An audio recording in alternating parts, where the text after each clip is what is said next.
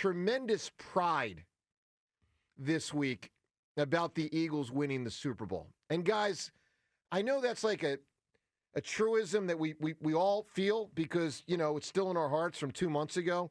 But the last couple days in particular have really hit me on this front. And I'm curious if this resonates with you at 215-592-9494. Consider, because I do want to get to like what's up ahead, John, with the team, as you're talking about with Goddard. But I also want to go back to 2 months ago and last season for a moment. Consider in the last couple of days some of the realities with the Eagles, and I'm curious if this hits, you know, everyone listening with a sense of pride when you consider the confluence of things. First off, we had Saquon Barkley and Brandon Graham throwing out the first pitch at a Phillies game, walking out with the Lombardi Trophy.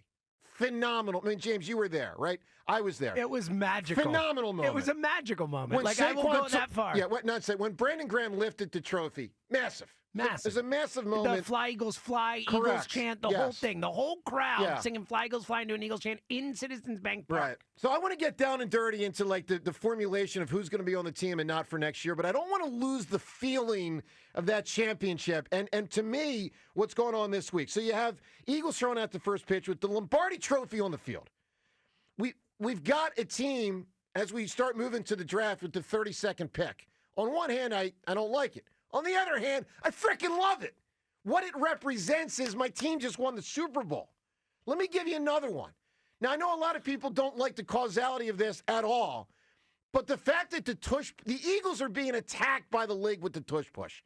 On one hand, it's despicable because of the methodology teams are using. On the other hand, it speaks to the greatness the Eagles have established and the jealousy that exists around the NFL for our football team. Like, they are jealous of the Eagles. So there is something kind of cool about that. I also think, you know, over the last couple of days, John, with the owners' meetings, knowing that, and it's Lurie in particular because it's the owners' meetings, he's the owner, but Lurie and Howie and Sirianni, they deserve that moment.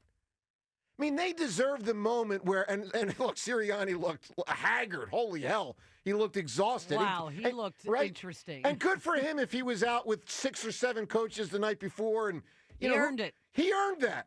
He freaking earned that, man. He earned that. Jeffrey Lurie earned the opportunity to walk into a meeting with the other owners. He didn't have to say nothing. Jeffrey Lurie didn't have to say anything to any of them. Bottom line is when Jeffrey Lurie walked in that room, eyes were on him because his organization is the best in pro football.